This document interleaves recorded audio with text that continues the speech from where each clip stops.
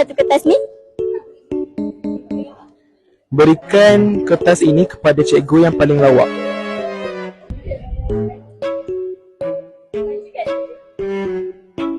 Berikan kertas ni kepada cikgu yang paling lawak.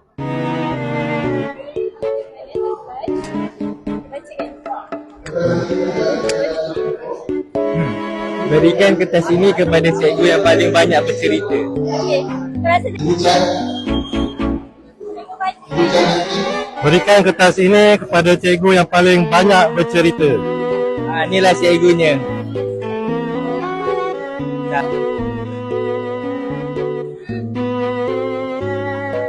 berikan kertas ini kepada cikgu yang paling suka sharing pengalaman.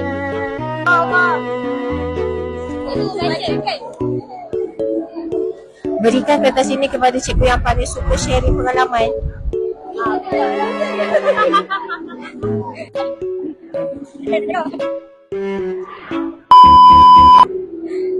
Berikan kertas ini kepada cikgu yang paling sporty.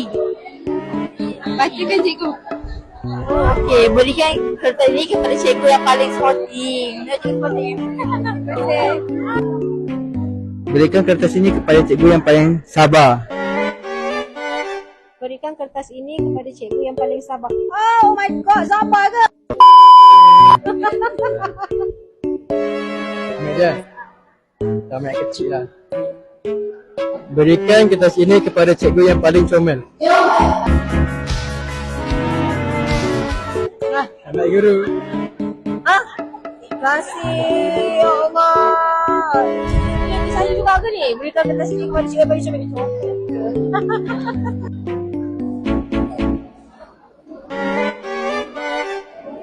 Sempoi. Sempoi tu apa? Berikan kertas ini kepada cikgu yang paling sempoi. Sempoi.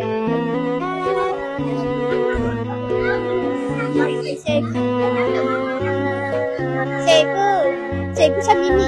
Nah, sama air dulu. Sama air dulu, cikgu. Jangan macam nampak lah pada cikgu yang paling sempoi. Saya lah cikgu paling sempoi. Bagi je. Pakcik. Pakcik kan tak baik. Berikan kertas ini kepada cikgu yang paling busy. Pakcik tu. Berikan kertas ini kepada cikgu yang paling busy. Sangat-sangat busy. Lepas tu nak apa ni?